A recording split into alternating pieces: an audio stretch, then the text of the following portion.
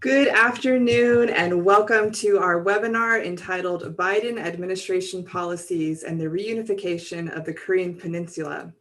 My name is Kayleigh Moffitt. I am the Congressional Liaison for the Universal Peace Federation in the United States, and I have the pleasure of being your moderator today. This webinar is sponsored by the Universal Peace Federation and the Washington Times Foundation. Each week on Tuesday at 2 p.m. Eastern New York time, we host a weekly webinar focusing on the relevant topic of the possible and hopefully eventual reunification of the Korean Peninsula. We've had an abundance of esteemed panelists and experts on each of these webinars, and today is no different. Today is also an especially unique webinar because we're joined by our international network of Universal Peace Federation and have representatives from the United States, Russia, and France joining us today. The format of the program is I will invite each of our 4 panelists to make opening remarks and then invite the entire panel to answer questions from our live audience. At any time, please submit your questions through the Q&A button. It's at the bottom of your screen. And as a reminder, we have interpretation available in French and Russian. So please select the interpretation button on the bottom of your Zoom screen. It looks kind of like a world icon, and you can select the language that you would like to listen to.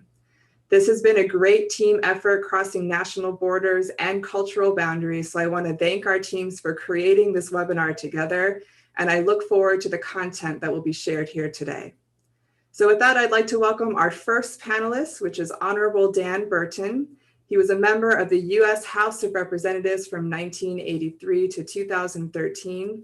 And in his time in the House, Congressman Burton has served as either the chairman or ranking member of the subcommittees on Asia and Pacific, Middle East, Europe and Eurasia, Africa, and Western Hemisphere. He also serves as the global co-chairman of the International Association of Parliamentarians for Peace, which is one of the 6 associations of UPF. Congressman Burton, we're excited to hear from you today. Well, thank you very much. It's nice to be with you again. And as usual, you do a great job in moderating and running the program. You know, one of the things that, not one, but many of the things that are going on in the administration have to do indirectly with the reunification of Korea. Because if we don't have certain things done here in America, we won't be able to extend our influence and our policies abroad. The first thing I want to talk about is the United States economy. The economy has been suffering somewhat, and as a result, the administration and the Fed have decided to pour more and more money into the economy to try to keep it afloat and strong. The problem that we have is, as they put more and more money into the economy, our national debt goes up and up and up. Our national debt is now in the multiple trillions. And if we ever raise the interest rates on the debt, the cost is going to be astronomical. So I don't know what we're going to do if the Fed decides to raise the interest rate above the 0 or 0.5% that they face right now. Now, how does that affect our foreign policy? One of the things that we have to do is we have to make sure our foreign policy is backed up by our defense industry, by our defense capabilities. And the U.S. military is extremely important, not only in defending our interests, but in defending the interests of our allies along with them around the world. Under the Trump administration, we were behind as far as keeping our military up to date. So when President Trump took office, he made a major priority that we would build our military back up to where it should be. And he did that. We spent billions and billions and billions of dollars making sure that we were capable of dealing with our interests around the world and the interests of our allies, if necessary. And it was well received. But now, under the new administration, it appears as though they're going to make some cuts in defense. And that troubles me a great deal, because if we're going to help countries like South Korea, if we're going to deal with countries like China, a number of other countries, then we've got to have a strong defense. They've got to know that we could back up our policies with a defense that will get the job done. And if they cut the military budget dramatically. We could see China being stronger in the South China Sea. They're building up their military very rapidly. We could see North Korea being a little more standoffish or belligerent. When President Trump was in office, of course, he met with Kim Jong-un, the president of North Korea, and they seemed to have a workable relationship. It wasn't warm. They weren't old buddies, but it was a workable relationship.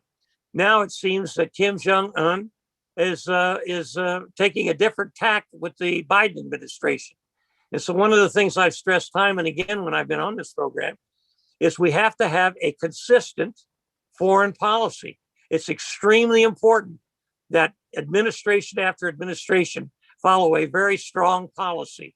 And that lets our enemies know, our adversaries know that we're prepared to do whatever is necessary. And it lets our friends know that we're there with them if necessary, if we're needed. And so I said before, and I'll say it again, if I were talking to President Biden or his administration, I would say, let's have a strong defense policy and have a very strong foreign policy. One of the things that President Trump did with North Korea, for instance, is he imposed sanctions on them. And Kim Jong-un didn't like that. But at least we had some force to try to promote change that would lead to ultimately a reunification of North and South Korea. China, we put sanctions on them as far as trade was concerned. And our trade imbalance started getting better. We've been very, very far behind in trade with China for a long, long time. And it's caused a terrible problem with the economy here in America. So there's a number of things that have to do with our foreign policy and the defense of the United States, the military. And so I would just say that we need to have a strong economy. Now, let's just talk about that real briefly. I know people are on here because they want to talk about our foreign policy and South Korea, North Korea, China, and Russia, and so forth. And I will talk about that if I have the time. But the one thing I want to do is talk about our economy. We are spending now trillions and trillions of dollars that we do not have. And when you spend trillions and trillions of dollars, it inflates the money supply. It inflates the amount of money that we have in circulation. And it creates a debt that we probably will never be able to repay. And one of the problems with spending that kind of money is it creates inflation. Back during the Jimmy Carter administration, we had inflation that got up in the teens, up in the 14-15% range. And Mr. Volcker, who was the head of the Fed at the time, the only way to stop the inflation that was running wild and killing Americans' pocketbooks and killing our defense capability at the same time was to raise interest rates. And he raised interest rates up to over 20%, about 21.5%. As a result, it put a tremendous downward impact on the economy of the United States. And one of the things that President Reagan said when he was running was he was going to do something about the debt, the deficit, stop the spending, and lower the taxes so Americans could live with the problems that we were facing. And as a result, he carried, I believe, all but 2 states against an incumbent president, President Carter. Now, I think we're seeing a repeat of what President Carter did back in the 1970s. I know people don't remember that. That's a long time ago, but I remember it. And if we continue to spend way, way, way beyond our capability to control our economy, then we're going to see inflation. I don't think it's possible to not have that. And when we have inflation, then all the supplies that we buy individually and as a government go up. For instance, if we have to buy more fighter aircraft, the cost of that to our suppliers is going to go up. If we have to buy more tanks or more artillery equipment or more weapons of any kind, then the cost of those are going to go up to keep pace with inflation. So inflation has a direct impact, in my opinion, although it seems indirect, a direct impact on our ability to deal with foreign policy issues and also to make sure we have a strong and independent defense industry and operation here in America, so that if we do have a problem where a potential war starts to raise its ugly head, or one of our friends is under a great deal of pressure by their adversaries, who would be our adversaries as well, we have to be able to work with them on the agreements that we've made with them in the past. The Taiwan resolution that we passed back a long, long time ago which said that in the event that they were invaded by China, we would come to their defense and help protect them. Right now, with China growing in the South China Sea, and with our ability to protect our friend Taiwan in the event of an attack, it creates a concern for me. And that's why I say again, if I were talking to the President of the United States, Biden, I would say, have a strong defense, live up to our commitments, and don't let China go beyond where they ought to be. We cannot let them control the South China Sea. We cannot let them and North Korea control what happens in that part of the world, which put pressure on our ally, South Korea. And we have to have a strong policy that will deal with that issue. And right now, I'm very concerned about it. I still think everything's in a state of flux because we're in a new administration. But I am concerned because it looks like they're going to start cutting our defense. And I don't know what they're going to do with our foreign policy friends in the event that some kind of an altercation does occur. One of the other things I'm concerned about in the Middle East is our relationship with Israel. Under the Trump administration, we had a very strong association. As a result, you saw that we started working with our friends in the Persian Gulf area who had been adversaries of Israel for a long, long time. And during the Trump administration, those two started working together. The Persian Gulf countries and Israel, they now have trade agreements. Other countries over there started working with Israel. And that was a sign that we were going to be very, very strong in dealing with that region. And our friends and allies realized that. Now we have Hamas launching rockets into Israel. And there's some people in the administration who are taking the side of Hamas, who are launching those strikes. And Israel is not starting that altercation. It's Hamas. And so we have to be strong in our defense and friendship with Israel and let Hamas know that they're not going to be successful in defeating and destroying Israel by doing what they're doing right now, because we will, if necessary, support our friend Israel. Now, dealing with Russia. Russia is a thing that is of great concern to me right now because we're now in the computer age, in the internet age. And we have seen severe hacking from people in Russia that have caused disruptions in our oil industry and in food industry as well. And we cannot tolerate that. Now, when President Carter met with Putin, I'm not sure what he discussed, but it should have been one of the top issues, saying that President Putin in Russia should put messages out to those who would be hacking into the United States systems or any other systems in the world, that we're not going to tolerate that, and that we will take steps, not a war, but we will take steps to deal with that in a very strong way. And there's a lot of things we could do. We could do it economically. We could do it through the banking system. We could do it through a lot of different systems in the world. And President Putin needs to know that if this hacking continues and endangers the United States, then we're going to do something seriously about it. Now, another thing that concerns me is the electric grid here in the United States. If this hacking takes place from Russia, China, or any place else in the world, it could conceivably upset our electrical grid system. And if that ever happens, it could have tremendous economic impacts on the entire country, the entire United States of America. So we have to nip this in the bud. We have to let those hackers know, who are paid off. I mean, some of them got millions of dollars to lift their hacking and their control. So we can't allow that to happen. President Putin needs to put his foot down. I believe with his intelligence agencies, he can find out who's doing it, if not the government itself, and stop that. And China, they have to be informed as well that we're not going to stand for that hacking by them or North Korea or anybody else. It's extremely important. What we're looking at, if that continues, is an internet war. And that's something that this world cannot control or contain or tolerate.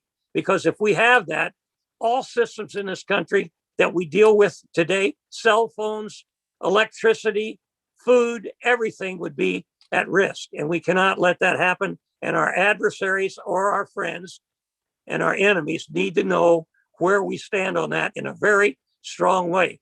And the Biden administration I have not heard them say anything about this. And I've watched what's going on, and it concerns me a great deal. I hope when Biden talked to President Putin that he let him know that this is of great concern to us and that we will do whatever is necessary to retaliate if it continues.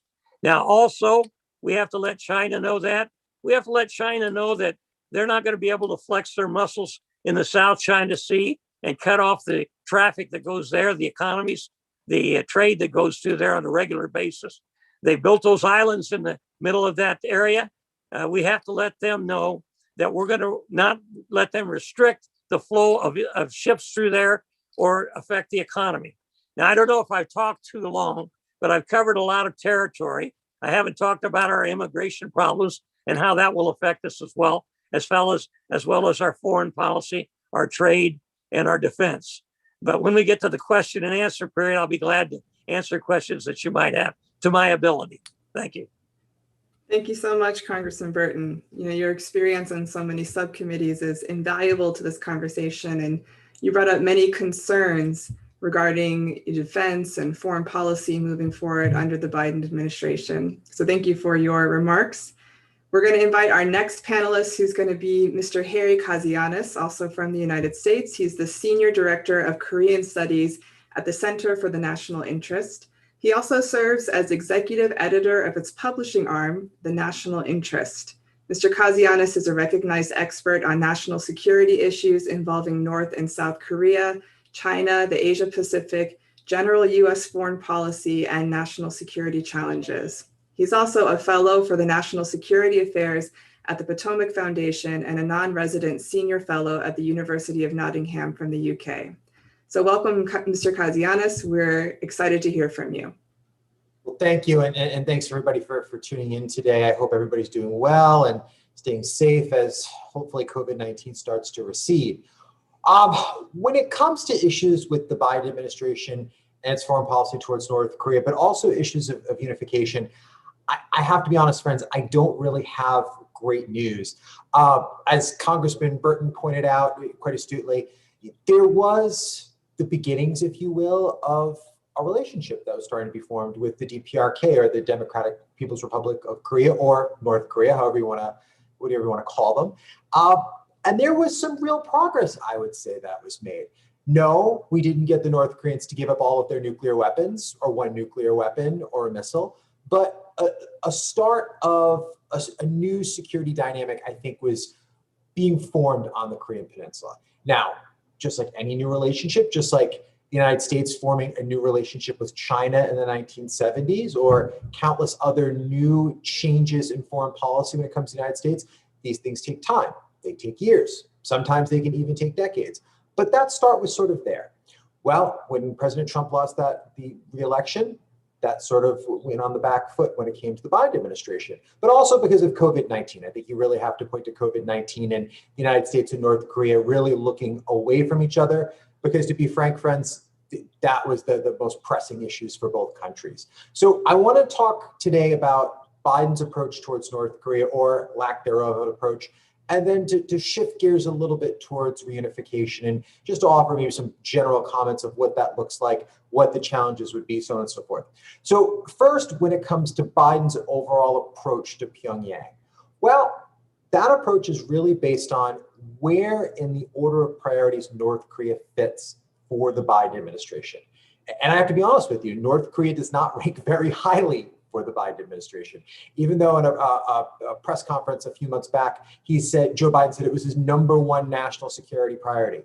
That's not true. It is definitely not. If you look at the priorities of this administration, and I think, quite realistically, I think there's some truth in this, it's obviously COVID-19 and COVID-19 related mitigation efforts, vaccination, finding treatments for COVID-19, figuring out what we're going to do with this new Delta variant that's spreading through Israel and the UK, coming out of India, what our strategy is going to be in the fall if we could have more potential breakouts. So obviously all things related to public health, COVID-19, that is first and foremost for this administration, domestically or for foreign policy. I think after that, as Congressman Burton was talking about a little bit, is the economy, economic recovery. And we can debate that and have multiple webinars on what to do about that. but the Biden administration has pushed through a number of different stimulus packages. We're spending trillions and trillions of dollars to try and bring the economy back up. Again, we can debate that from the progressive, the conservative side, but that is what the Biden administration is doing. So those are the first two things.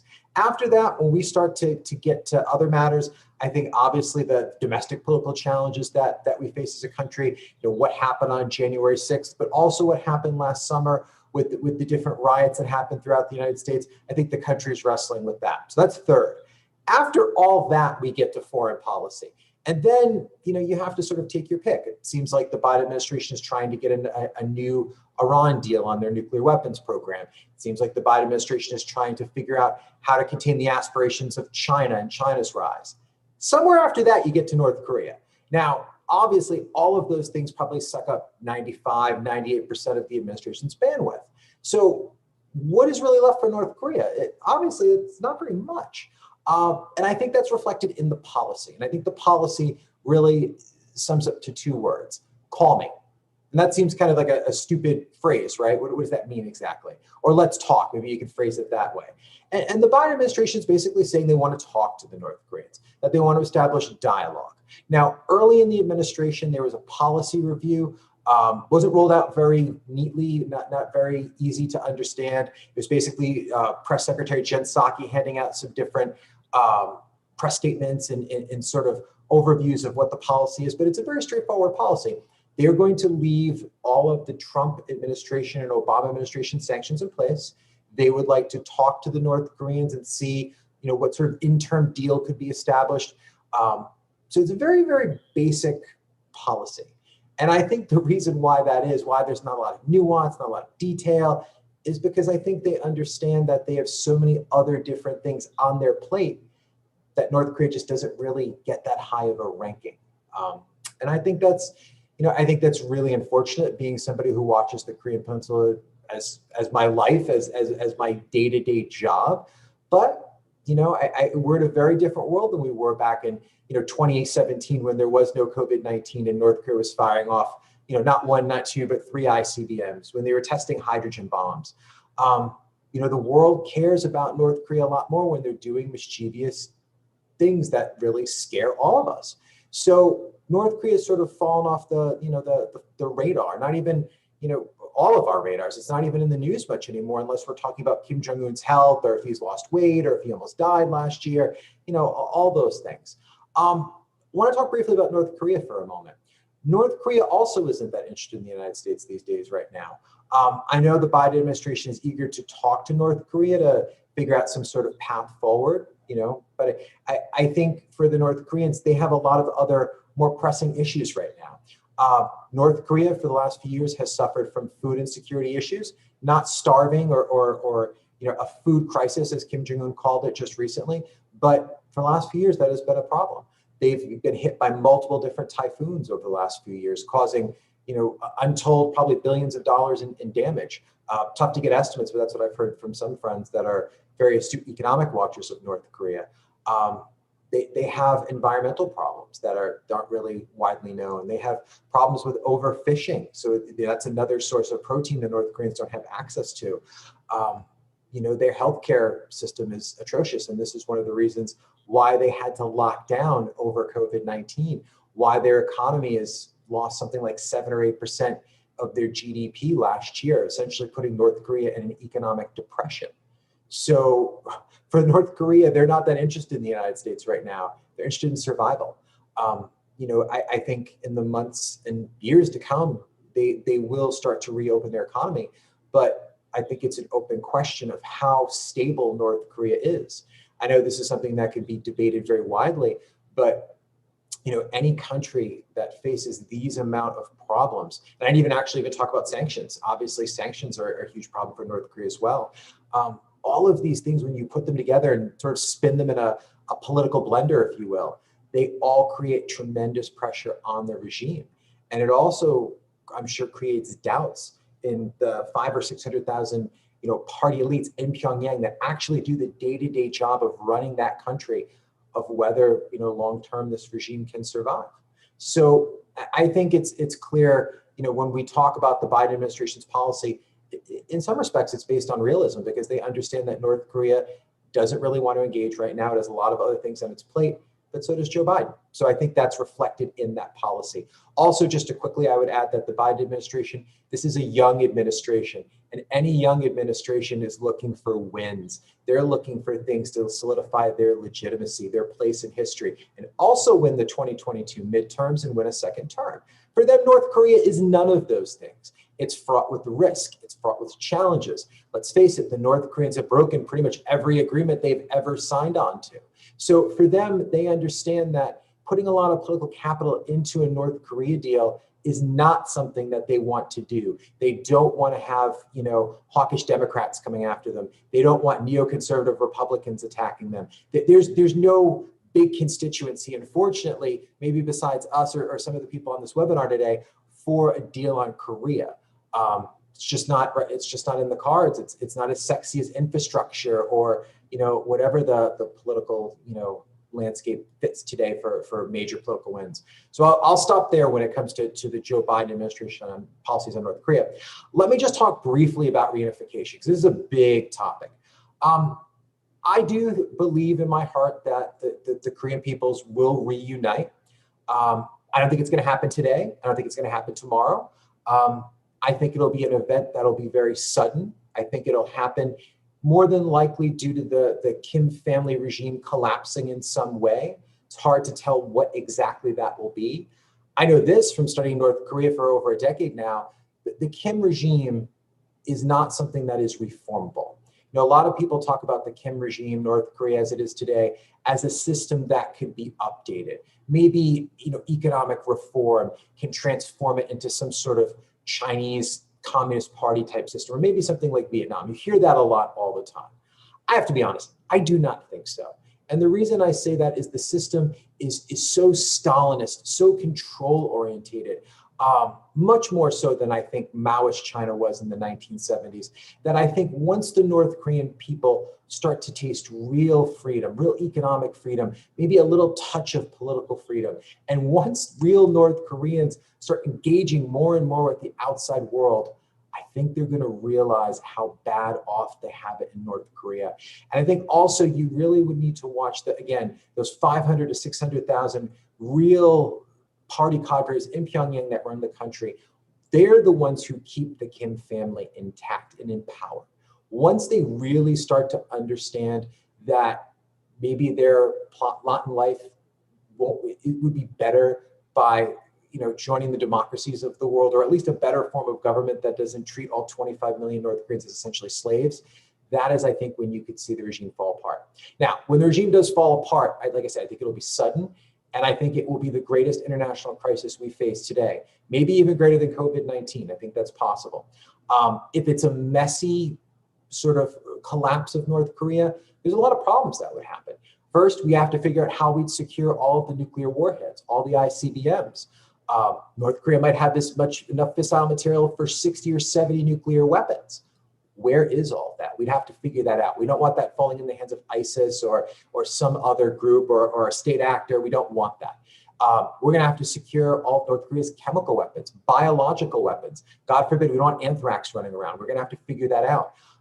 We're going to have to secure the thousands of scientists that make up those chemical, biological, nuclear programs. We don't want them going to ISIS or something like that. So that's just step one. From there, we're going to figure out how North Korea is going to be rebuilt. And I'm not talking economically. That'll cost trillions of dollars. There's no doubt there. But how do we rebuild that society? How do you reintegrate that into a South Korea that is the pinnacle of a 21st century lifestyle? They build some of the most technological marvels this world's seen. They have companies like Samsung, LG, Hyundai, Kia. The average North Korean can't dream of those type of things. So the challenges of that reunification are going to be intense. I touched briefly on the economics of it. Like I said, it would cost trillions of dollars to rebuild North Korea. There's very little infrastructure. Most of the roads are dirt. Plumbing is a luxury. Food is a luxury in North Korea. If the regime collapsed, there's private markets in North Korea, and quite a bit of private markets to give food to the population, because the public food domain that the North Korean government used to give out a lot of food is broken down. but there would be food shortages. We would have to figure out how to ensure the nutritional daily needs of 25 million North Koreans.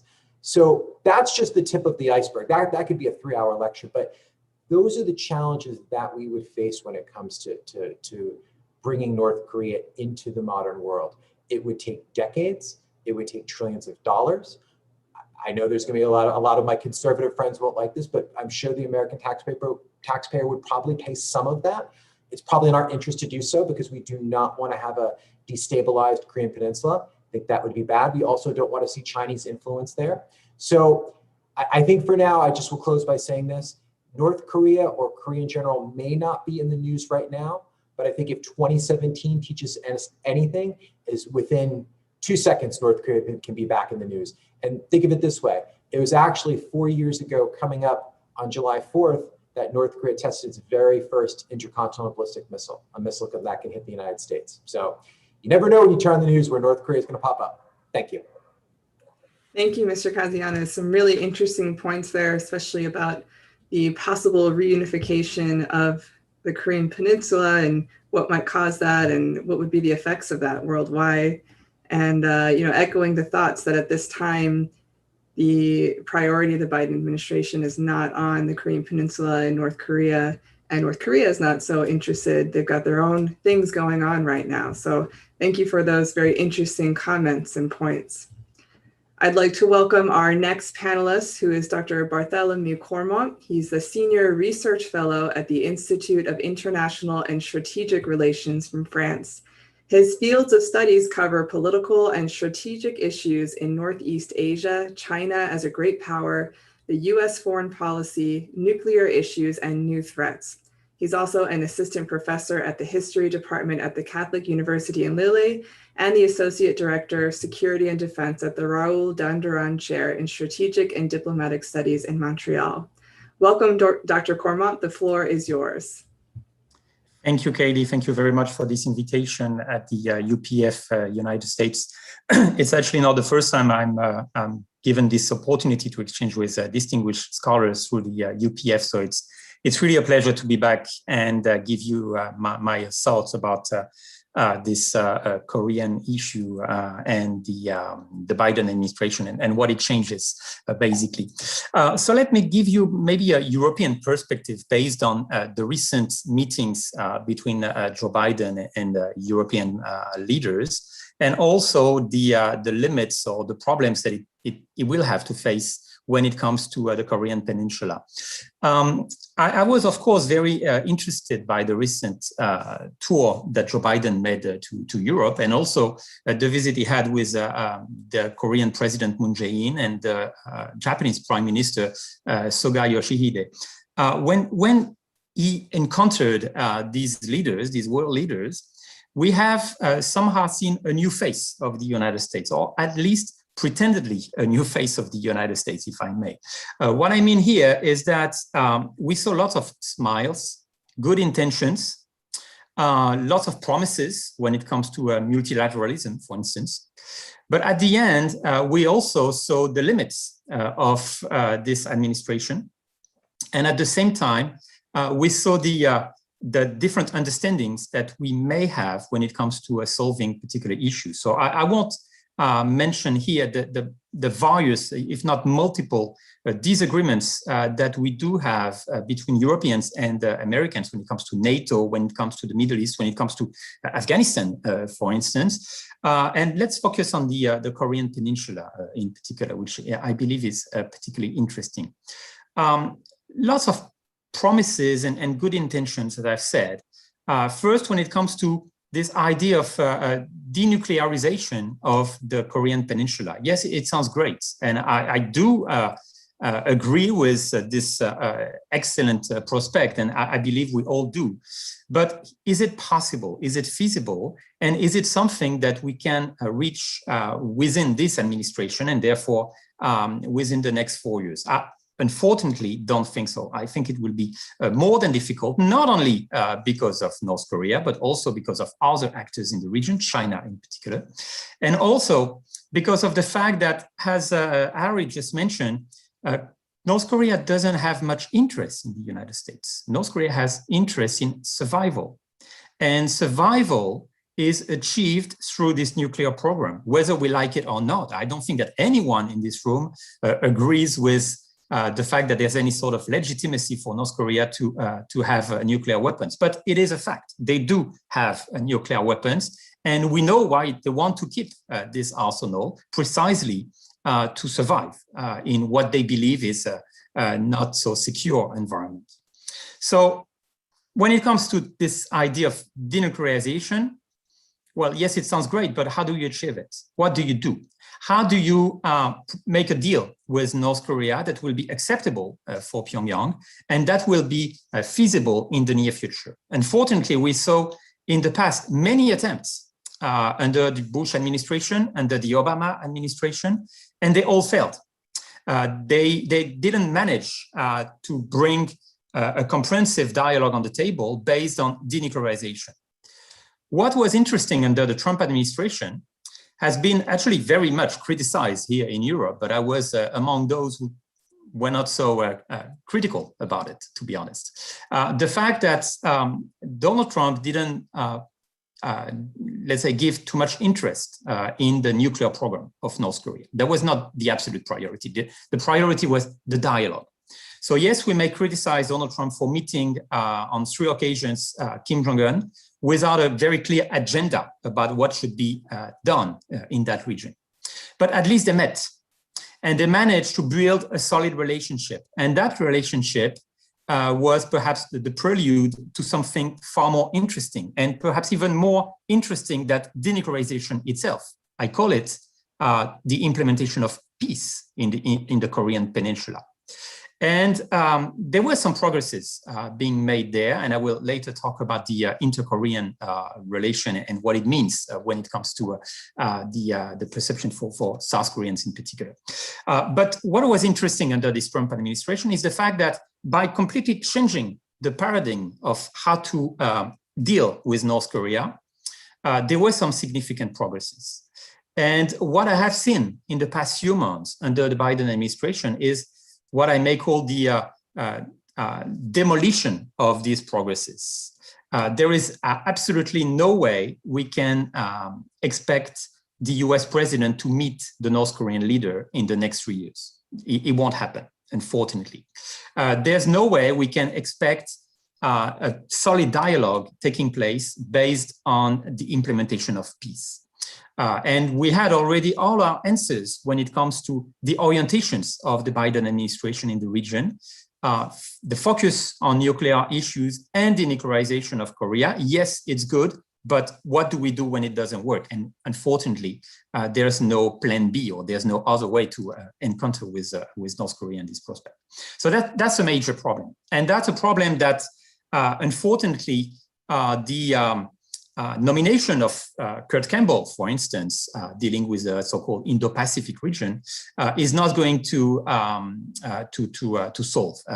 And I don't see Mr. Campbell being the person in charge of changing the nature of Washington-Pyongyang relation and dialogue over the next few years. So unfortunately, it's going to be very hard to deal with North Korea. It is always hard to deal with North Korea, to be honest. It has been hard over the past 3 decades at least. And it has been difficult not only for the United States, but also for China, for Russia, for Japan, and for South Korea, of course. But like I said, at least we saw something different. And there were some promises of the possibility to change the nature of this relationship. Unfortunately, this is all gone. We are back to the Obama years, so to speak, focus on denuclearization, and therefore no result to be expected. So that's the first problem I would like to identify. The second problem comes with China. Of course, one might say there's no big difference between the Republicans and the Democrats when it comes to how to deal with China, what we sometimes here in Europe refer to as the Chinese obsession in the United States, not only when it comes to domestic issues, but also foreign policy. Yes, we do have many concerns in other parts of the world, not only here in Europe, but also in Northeast Asia, as regards the development of China, its attitude in particular issues, maritime and territorial disputes in particular, but also the relationship with Taiwan, which is a growing concern in the region. And of course, we have also a common perception when it comes to let's say the double game played by Beijing when it comes to North Korea. Beijing is certainly not pleased to see North Korea proliferating and conducting new nuclear or ballistic trials.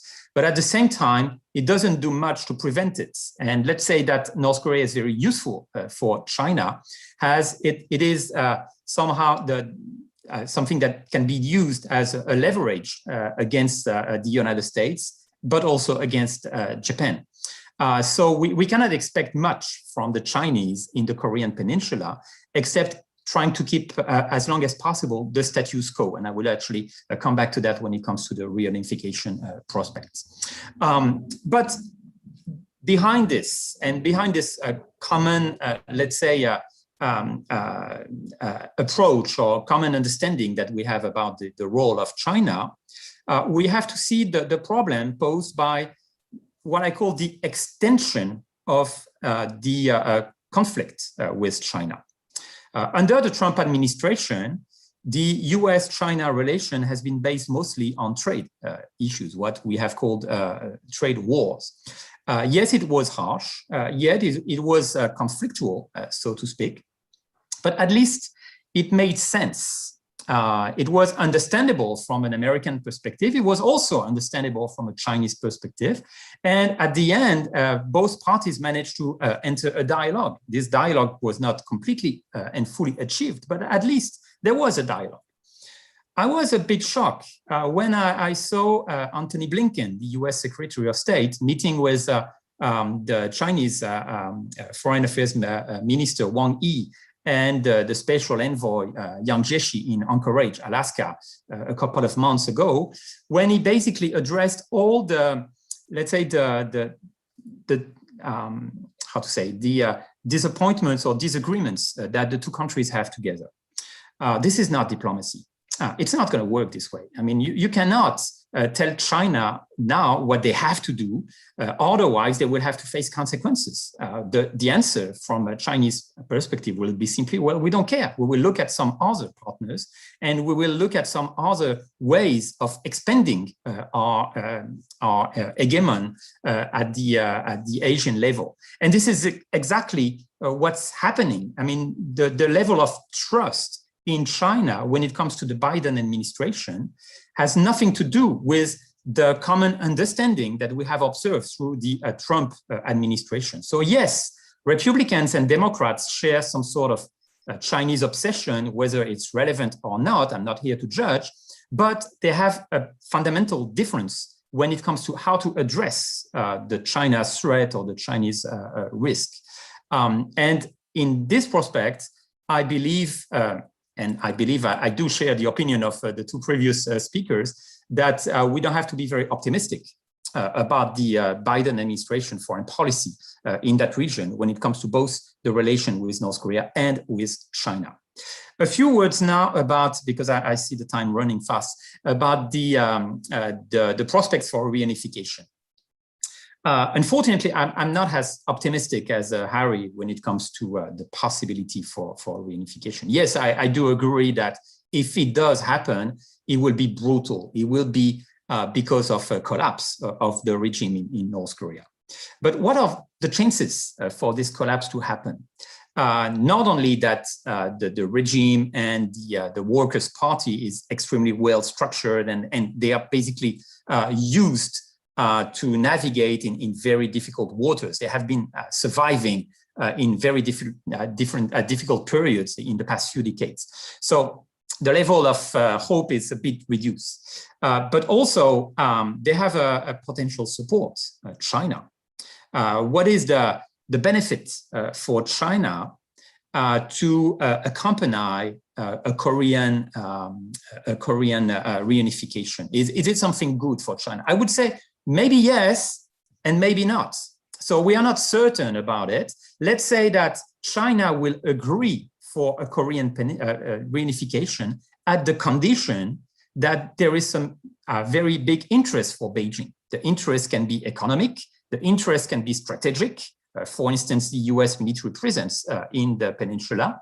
The interest can be also a very strong, solid relationship with a reunified Korea. But of course, we don't have any guarantee for that. It doesn't only depend on China, it depends on North Korea, it depends also on South Korea.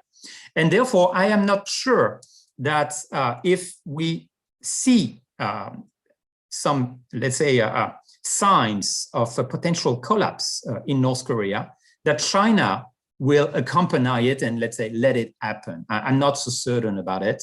I think, to the contrary, that China is very satisfied with the current status quo, and therefore will try to keep North Korea alive as long as possible. The other problem is, of course, when it comes to South Korea itself. Is South Korea ready to engage with North Korea when it comes to a reunification prospect?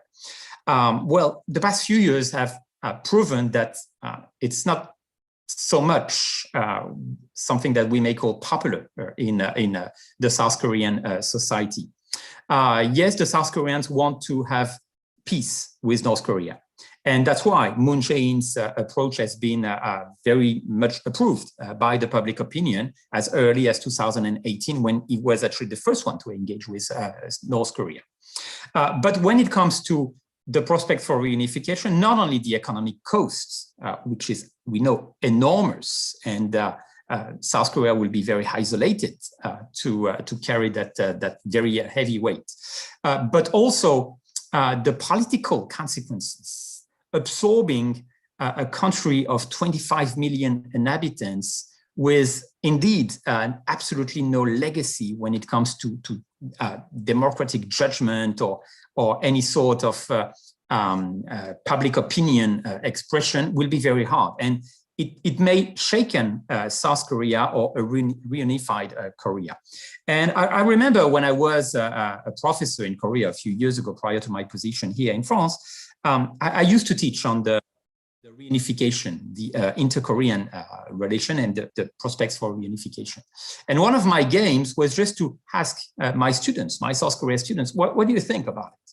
Are you ready to meet the North Koreans? And their answer was very interesting. They first said, well, of course, they are our brothers, so we want reunification with them. And we hope that sooner or later it will happen. And we hope, of course, it will happen peacefully without a new conflict. But then they say, well, then what? Fine. Once we celebrate and once we finish having this moment between our two countries, what do we do? Are we ready to consider the North Koreans as equals? Are we ready to spend a lot of money for the North Koreans when it comes to investment in the infrastructures, for instance? Are we ready to consider that our political spectrum will be completely changed because these guys will have the right to vote and express their opinion and perhaps to change the nature and the content of our current political parties? And when it comes to all these questions, the answer was pretty much, well, we would love to, but we don't want to, or we are not ready for it, at least at the moment. And I think this tells a lot about the reality of the relation between the two Koreas. So, as I said, unfortunately, I would not be as optimistic when it comes to the prospect for reunification. On the other side, I hope that even with the Biden administration, South Korea can continue on this very intense dialogue that has been implemented since 2018. Unfortunately, it's been slowed down by the pandemic, but with the prospect of the next presidential election in South Korea next year, I think it will be a very important question to the debate. Is the future of South Korea based on a stronger, solid, and peaceful dialogue with North Korea? Or to the contrary, are we going back to the posture of the Biden administration? And are we having some particular claims or expectations when it comes to the nuclear arsenal in North Korea? I think this will be a very important key of the future of the two countries. I will stop here because I think I overpassed time, and I'm sorry about it. And I will be glad to answer to some questions later. Thanks. Thank you, Dr. Courmont. There's definitely a lot to be said on this topic, as we can see from our panelists. And you brought up some interesting points here about the transition from Trump to Biden administrations and their approaches and their relationship to North Korea and China. And particularly, I was intrigued by you quoting the students, who are saying they're not quite ready. They want to unite, but they're not quite ready to deal with the realities of what that might look like on the Korean Peninsula. So thank you for all of that. Really great points. And now I'd like to welcome our final panelist, which is Dr. Alexander Vorontsov. He is currently the head of the Department for Korean and Mongolian Studies at the Institute of Oriental Studies of the Russia Academy of Sciences and the MGIMO University Associate Professor. He also holds a post as Russian Military Science Academy Professor, and he repeatedly takes part at the Track 1.5 and Track 2 conferences dealing with the security situation on the Korean Peninsula and East Asia. He's the first deputy chairman of the Society for Friendship and Cultural Relations between the Russian Federation and the DPRK. He's awarded with the Medal and the Order of the Second Degree Friendship of the DPRK. Dr. Vorontsov, the floor is yours. Thank you for so generous presentation of me. But first of all, I would like to express my deep gratitude to UPF for invitation at this great expert panel and great expert team. I'm really happy to be with you. And I enjoyed indeed, enjoyed a lot all presentations. And speaking about the topic of our discussion today, what is the Biden administration North Korean policy in the review? We know well, there is no need to repeat. Yes, there are some new novelties that denuclearization, not North Korea, but all not as a big deal, not nothing approach, but the pursuing incremental step-by-step approach and understanding that denuclearization is a very remote goal. It's all very good and correct, but is it enough? Is it enough to restart the dialogue between the United States and North Korea? To be brief, I would like to convey you my conversation with North Korea ambassador in Moscow. I meet him immediately after the Mr. Biden, Mr. Moon summit, and before Mr. Biden, Mr. Putin summit. And answering my question, Mr. Ambassador answered that until now, all signals which we received from Washington, I asked him, maybe we have some internal channel of communication, maybe you know more than we about the new foreign policy of Biden administration. He said no. And what signal we have for today is only a symbolic gesture, no more. And he repeat, of course, reiterate the standard traditional statement that to be the new type of relation between the United States and North Korea totally depends on the US. If the US will be able to reject the hostile policy, it will be progress. If not, no, what Mr. Kim Jong-un told in recently, yes, in the third plan of the Committee of Labour Party, that we should be prepared for dialogue and for confrontation was it's tradition. But what Mr. Ambassador told interesting that of course we learn very carefully all signals, all signs from on the side. And from this point of view, we will look very attentively it was before Mr. Putin summit. How Biden-Putin summit will be conducted. We will learn it very carefully. Everything, not only agenda of the summit, but the modern spirit of the summit, the wording, the all details. And for us, for North Koreans, it would be some kind of test of Mr. Biden intention seriousness. How much new Biden administration is ready to deal with opponents, with opposite sides, with our criticizers.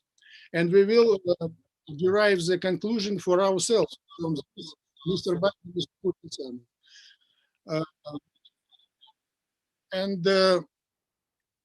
The question is, the both sides, of course, now, from my point, not only my point of view, many experts also express this assessment that also both sides is playing some kind of game.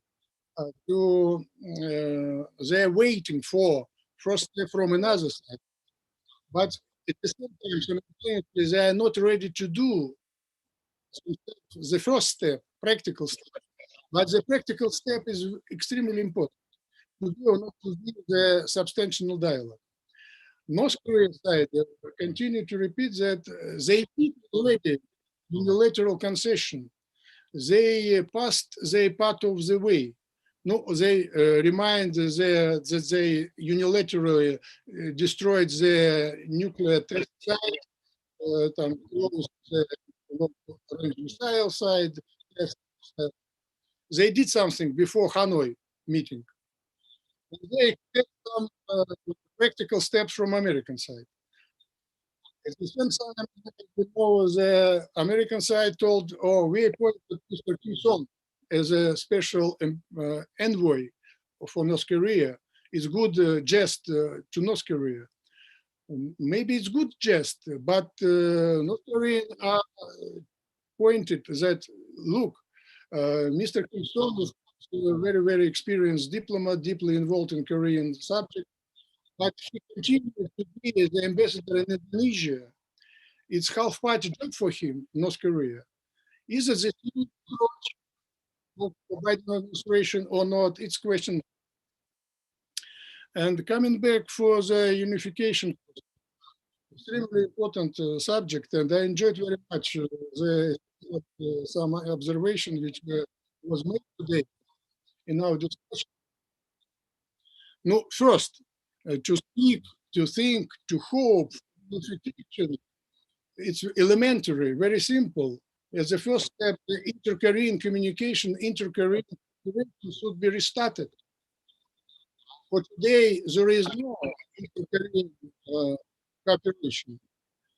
This administration repeats that they tried a lot to restart it, but North Korea left it. But at the same time, also, they complain many times that the Trump administration stopped any attempt of Seoul to conduct some kind of practical, small practical steps in area of economic cooperation.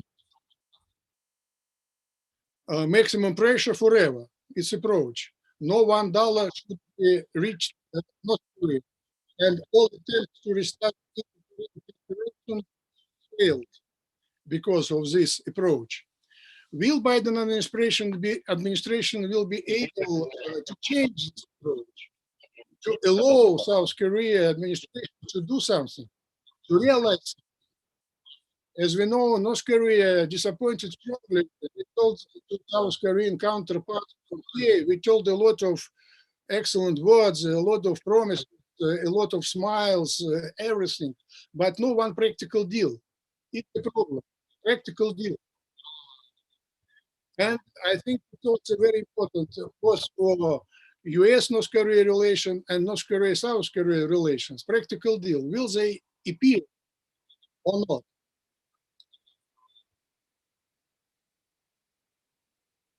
And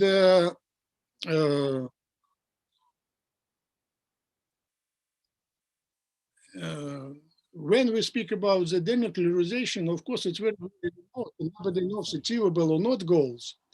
But what we can tell for today, that thanks to Trump, what was told today, administration efforts, some modest but practical progress was achieved. And we, Russia, also satisfied, more or less, but satisfied with the present situation on Korean Peninsula. It's relatively stable and calm situation. Both sides achieved some modus vivendi, yes? No nuclear long-range missile test on North Korean sides, no large-scale mutual American-South Korean drills in South Korea. And this modus vivendi continue to be for today. And of course, in spite of the fact that we, Russia and the United States, for example, have many contradictions, very strong contradictions, but on Korean Peninsula, we have overlapping interests. And the main interest is non-proliferation. Russia and China is also considerably interesting for military relations, non-nuclear on the Korean Peninsula. Achieved or not achieved this goal, it's a big question. But what is achievable? It's to preserve the present relatively calm situation, because it helps to keep North Korea from further tests of nuclear and long-range missiles technologies. And it's very important, because if they continue to improve these technologies, this process can become really irrevocable. And what we have now is some kind of so-called hold cap on further nuclear and long-range missiles technology development. It was discussed many times in our discussions. But today we have in practice that it exists. And it's important to try to continue this situation, at least.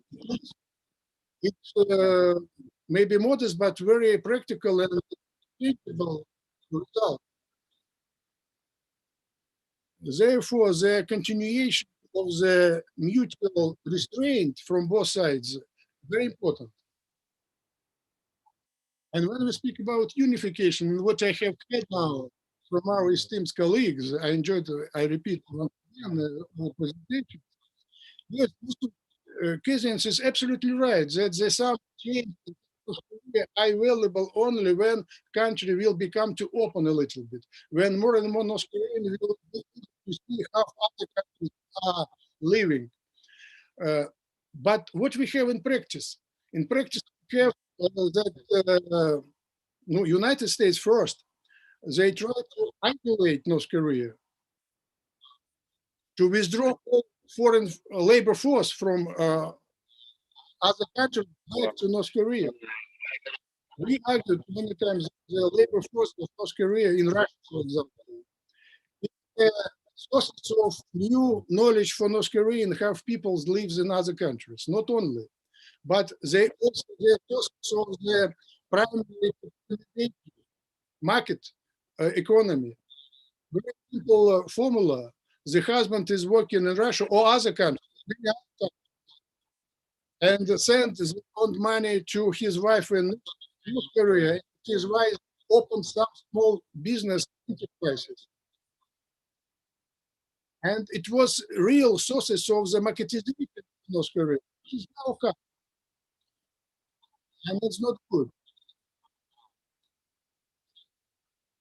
And once again, demilitarization, but it's the beginning of the long way in this direction is possible only in situation when both sides are ready for mutual concessions.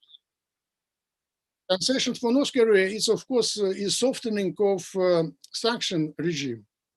Is Biden administration ready for it? It's also a big question mark. But without it, there is no hope for the tangible and substantial dialogue resumptions. And we speak about unification and what excellent, of course, presentation of Mr. Courmont about this South Korean students' feelings. And when I have hearing it, I remind once again that what I have in my mind, I also involved in Korean studies for maybe 4 decades. And only one practical way, only one practical program. You know very well, yes, here, that there were a lot of different programs of unification from North Korean side, South Korean side, some international. But what I have saw and could test in practical was Kim Dae-jun, Mr. Kim Dae-jun approach, his idea that two Koreas should coexist for a long time and cooperate in economic gradually, very gradually. And from the gradual engagement of North Korea in the joint venture, like it was Keson Industrial District, yes, the pilot project, and it was could be expanded, yes, in the second summit between North and South in 2008, yes, it was signed a lot of agreement about the joint venture in Hwanghae, Namdo, Hwanghae, South Hwanghae province in North Korea, and Seoul metropolitan area. Dozens of large-scale joint venture projects were elaborated. So this process of peaceful, very important, peaceful, of course, very gradual engagement of was possible in practice. I have no any other practical idea how to engage, how to collaborate, how to move to the real practical unification. So I think we should not, and of course it was not ideal project and program. Of course, there is no ideal program,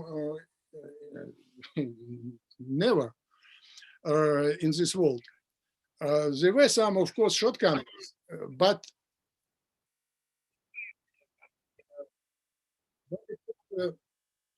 I think good idea which we should not underestimate and should not forget.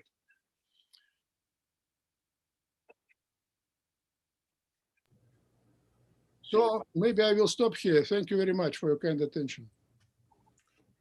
Thank you so much, Dr. Vorontsov.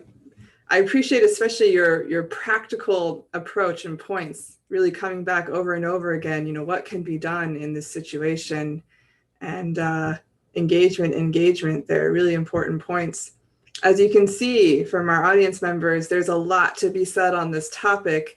We've almost hit the mark of when we were planning to end, so we're going to go a little bit longer because we've received so many questions from the audience. And we're obviously not going to get through all of them, but I'd like to invite all the panelists on screen, and we'll pin you on screen all together so we can have this discussion together. I'm actually going to start with the first question for Congressman Burton. Are there other options for the Biden administration apart from sanctions for dealing with North Korea? Can we discuss more constructive cooperation or way of working with Kim Jong-un administration rather than just wishing for its collapse? Well, there are other things that can be done. The first thing is trying to work out a meeting like President Trump did, so they could create some kind of a dialogue. When you meet face to face and talk with somebody, usually you can work things out or at least come to some kind of an agreement. The second thing is they, I'm sure, have a lot of money in financial institutions around the world that we have connections with. You could, if necessary, put a freeze on funds that they have in those banks. That would probably be an extreme measure. But the sanctions are probably the best thing, the best approach right now. And in a situation like this, there aren't many things that you can do other than sit down face to face and try to work out an agreement. Right. Thank you. How about back to Dr. Vorontsov? Does Russia stand for or against North Korea getting fully deliverable nuclear warheads? And if it's against, what can Russia do to mitigate North Korea's trend toward further nuclear weapons development?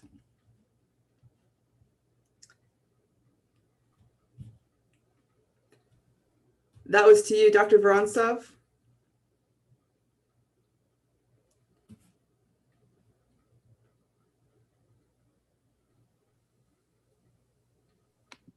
Okay, are you hearing me? Yes. Okay, very good question. Yeah, no, position of Russia is Russian strategic interest from Korean Peninsula is peace and stability first. But Russia never supported and never helped to create. I repeat that Russia very sincerely is interested in to have Korean Peninsula as a free or from nuclear weapons area. And it's a big point of contradictions between Russia and North Korea.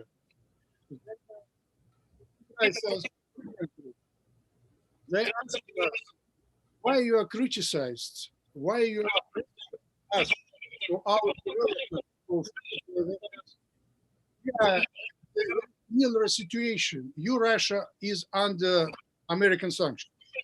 We, North Korea, are also under American sanctions.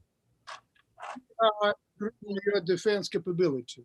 We are also need to increase our defense capability. And it's right.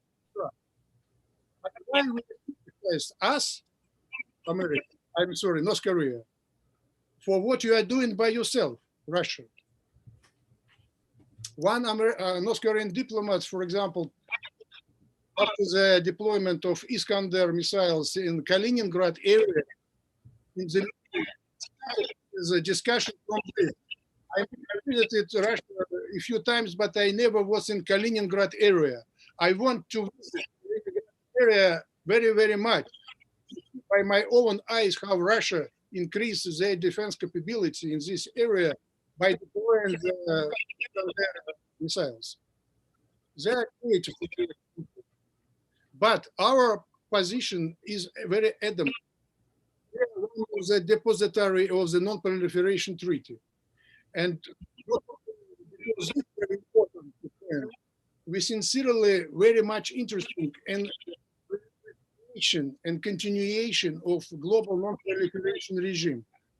And we also understand very well that nuclear weapons in North Korea is a real fact.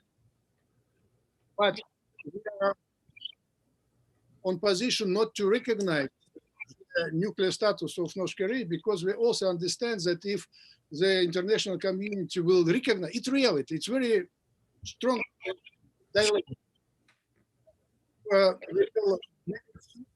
To not recognize reality. The nuclear domino process will be difficult to stop. Therefore, Russia, of course, strong and in the same position in the United States with other Security Council permanent members, not to approve, not to permit the nuclear status and nuclear weapons in North Korea, but how to destroy, how to eliminate nuclear weapons in North Korea, it's very efficient. Only by diplomatic way. So, of course, I know that there are a lot of skeptics, of course, in all capitals, including Washington, about the possibility to terrorize North Korea. But diplomacy means dialogue is better. It's very right approach. So the resumption of dialogue, exchange of maybe appearance of some creative ideas, how to engage. It's only possible in the process of dialogue, in the process of therefore supports diplomatic efforts to engage North Korea in this dialogue. But it's not easy, of course, especially in this COVID area, and they but COVID not forever. We should try. Right. Thank you. Yeah, thank you, Dr. Vorontsov. Dr. Courmont, was that you raising your hand to comment on this? Yes, absolutely. Actually, it was a comment on the first question addressed to Congressman Burton on the sanctions policy. I do agree with the fact that there's no real alternative to sanctions. And on top of that, the sanctions are very much legitimate considering the nature of the North Korean regimes and the pressure it makes on its own population. So yes, we do have to keep a very strong and comprehensive sanctions policy, which includes the participation of all, let's say, contributors, including China. So we have to make sure that China plays the game right, otherwise it's useless. The question, however, is what is it for? Why do we need the sanctions against Korea? If it is just aimed at sanctioning a regime because we don't like it, and no one likes the North Korean regime here, I assume, it won't work. It won't be efficient because this regime has learned how to survive even with very heavy sanctions. If the condition is a denuclearization, it won't work either. It actually failed in the past 2 decades. We tried to implement new sanctions in order to reverse the nuclear policy of North Korea. And to the contrary, it pushed North Korea to the direction of gaining a stronger arsenal. But if we consider that the sanctions can be used in order to negotiate with this country at the condition, and this is of course something I believe we all agree here, that we maintain a dialogue, that we don't cut the dialogue. And unfortunately, the Biden administration seems to be cutting the dialogue. So if we want to keep the dialogue, we can use a sanction as a condition for an opening, a little bit like what we have observed. Unfortunately, it's history now, but in the case of Myanmar in the past few years, the conditionality for the opening of this country was the lifting of the sanctions, and it proved efficient, right? If you, of course, exclude the more recent news. So that's what I wanted to add there. Very interesting points. Thank you. How about Mr. Kazianis? Did you want to comment on either of the 2 questions regarding the Biden administration or Russia, what we can do to work in this area? Maybe just a general observation. This is something I've talked about in other UPF forums. Here in the United States, I think that the North Korea issue has sort of been poisoned by the fact of nuclear weapons. We hear about a country like North Korea having nuclear weapons, and at least here in the United States, when you go back to 2017, people here were just shocked. There was a narrative I hear that I think people forgot that North Korea had been testing nuclear weapons for quite a few years. They've been slowly building up this capability. I think if you really want to have some sort of transformative relationship with North Korea, and I think you really have to change what your goal is. And I think for me, I'll never accept North Korea as a nuclear weapon state, but I think we do have to accept that they have nuclear weapons. It doesn't mean you accept that, but it means that you acknowledge reality. And I think if we start to acknowledge that reality, even though if we don't like that reality, I think you can start to figure out what a reasonable posture towards North Korea would be. And I think some of the panelists have sort of talked about this a little bit, and that's creating the foundations of a peace regime on the Korean Peninsula, which is something the Moon Jae-in government has talked about. The Trump administration, I think, started maybe coming around to a little bit, but I don't think really fully conceptualized. And I think if you really want to create the conditions where you're not going to have a second Korean War where millions of people would die, where you're not going to have a North Korean regime collapse in that sort of conflict and have all sorts of nasty problems like loose nuclear weapons and those type of things, I think you have to do a few things. And I'll just say this very quickly. I think you need to have a formal declaration ending the Korean War. I think that gives the North Koreans a huge incentive to want to talk to us more, because Kim Jong-un, at the conclusion of that signing, would be able to go back to Pyongyang, look at those hundreds of thousands of party cadres and say, I've done something that my grandfather Kim Il-sung never did, that my father Kim Jong-il never did, and that is the Americans are no longer our enemies. And I think for them, that would be a transformative moment where they would be able to deal some of their nuclear arsenal away. Not all of it, but some of it. And again, just talking quickly about changing our goalposts a little bit, changing our vision of what a relationship with North Korea look like. I think the most important thing that we need to do, ladies and gentlemen, is make damn well sure that the North Koreans aren't so desperate because of sanctions, because of starvation, because of the sanctions they've essentially put on themselves because of COVID-19, that they don't start selling their nuclear technology, especially towards Iran, who they have a very close relationship with and have shared a lot of missile technology, but also sharing nuclear technology. We do not want to get into a situation where it's like the early 1990s, where Soviet scientists are desperate for food and for money, that they start selling that technology. I mean, the North Koreans have ICBM technology. We can debate if that's workable or not, but I think the most important thing right now is to contain the North Korean problem. God forbid we get to a situation where they start handing the Iranians the blueprints for ICBMs or, nuclear, weapons and those type of things. That's not the world we want to live in today. So I think when it comes to North Korea, if we want to have a workable relationship, I think we need to scrap this whole idea of CVID or whatever you want to call it, and start thinking about what the practical solutions are. I know that's not a popular opinion in Washington. Being a conservative, I don't get a lot of points with my conservative friends on that, but I think especially if you want to contain China, which I think is the bigger threat, I think you have to have a more reasonable policy on North Korea. I know that's not probably political reality right now, but I think that's where we're headed. Those are some excellent points, Mr. Kazianis. Thank you. And I get the sense that this panel could go on for another hour, but we're going to try to honor our time here. And I want to invite each of you to make your closing comments just based on this really interesting presentation and discussion that needs to continue, but continue at another time. Congressman Burton, I'm going to come to you. Would you like to share your closing remarks at this time? Yes, I'll be very brief. One of the debates I had during the Reagan administration was a debate with Tom Downey of New York and the future vice president of the United States. And that debate was about the Strategic Defense Initiative. And the Strategic Defense Initiative was called Star Wars, where you would shoot down an incoming missile before it reached its target.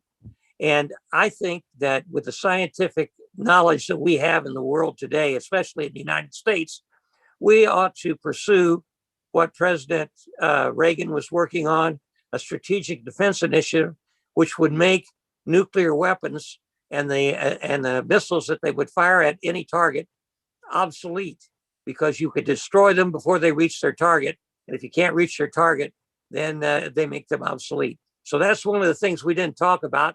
Nobody's talked about it. But I think the Strategic Defense Initiative needs to be looked at one more time, because so many people are getting these nuclear weapons. Thank you. Thank you, Congressman Burton. How about Dr. Courmont? Well, thank you. A completely different conclusion, perhaps on my side, based on the experience I have shared with you earlier on when it comes to the 3 years I spent in South Korea and this class I had with South Korean students. Very interestingly, the city where I used to live is called Chuncheon. It's east of Seoul, and it's located on the 38th parallel. So it is basically the initial border between the two Koreas prior to the Korean War. So it's a very interesting place to see how you interact with the other side and how you try to understand. And when the dean of my department asked me the first year to give this class on inter-Korean relations, I look at him and say, well, I don't get it. I'm the only foreign professor in the department. They are great Korean professors, very distinguished ones. So why do you ask me to give a class on a topic which is pretty much a domestic issue for you Koreans? And I think his answer was excellent. He said, well, we know what we Koreans think about it. And we know what sort of discourse a Korean professor will use when it comes to this interaction with students. But we are very interested in having a different perspective, in having a different approach, something more neutral, so to speak, something that will, let's say, freshen up a little bit our vision of the whole problem. And just looking at this panel and how we engaged this conversation reminded me of this absolute need of keeping the dialogue. We need to express our opinions. We need to express our disagreements sometimes. And I can see that we did not agree on every single point. We had a general agreement on the fact that we should reach peace on the Korean Peninsula, but we have different approaches. And I think it is excellent to keep this dialogue and keep it alive. So that's what I wanted to say as a conclusion. Thank you. Very interesting. Thank you. How about Dr. Vorontsov? Your final comments for today? Okay. Yes, our main topic is future Korea unification process. and we mentioned many difficulties that two Koreas are becoming too different. There is a lack of communication between them, lack of inclusion in South Korea also in some amount. Courmont emphasized very strongly and convincingly. Many people argue that the divergent development of two countries leads to creation of two different nations. There are such kind of consideration and conclusions, but I have some hope and one also practical example. I also was visiting professor in South Korea, University of Foreign Studies. And being the professor, I met by chance on the street the young student from Russia. And we told each other, and he happened to be from the same university in Moscow, which I graduated from, Oriental Studies. And he was sent to South Korea after the first course, very young, in Korean Studies. And I asked him in Korea. And when I hearing him, I was shocked because his impression in South Korea, it was in 2000. And my impression in North Korea, when I was student in North Korea, it was 20 years before, where in 19th century, the same. I was shocked. And I asked,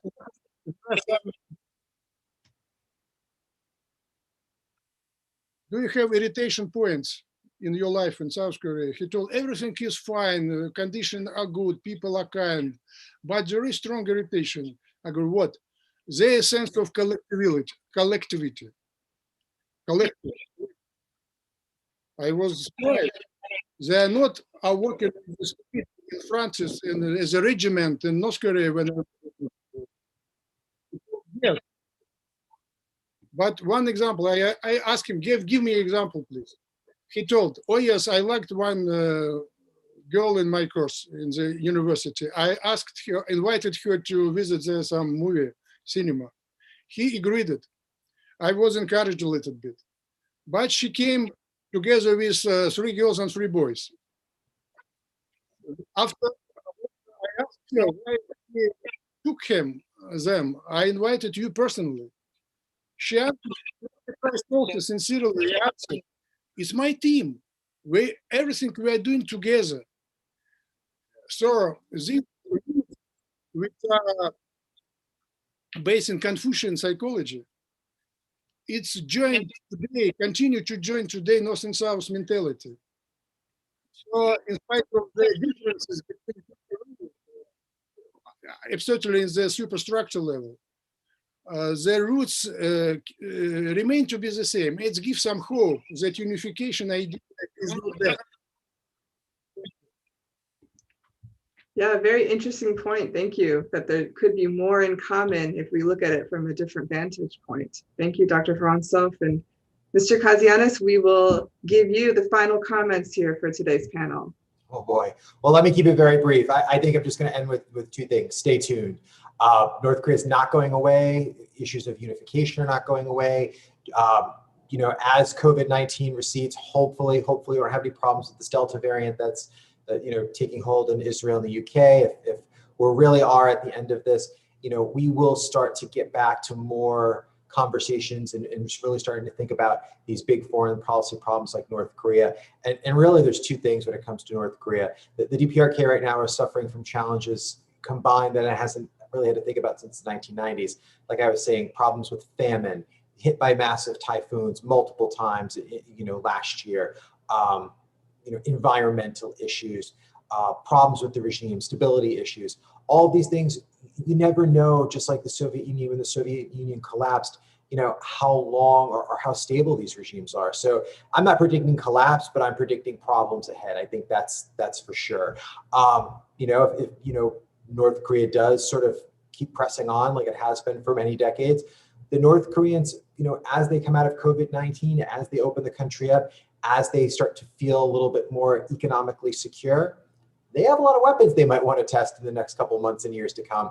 And just because they haven't done so recently or in the last few years doesn't mean they aren't going to. It seems like every couple of months we get a scare of, is Kim going to test this? Is Kim going to test that?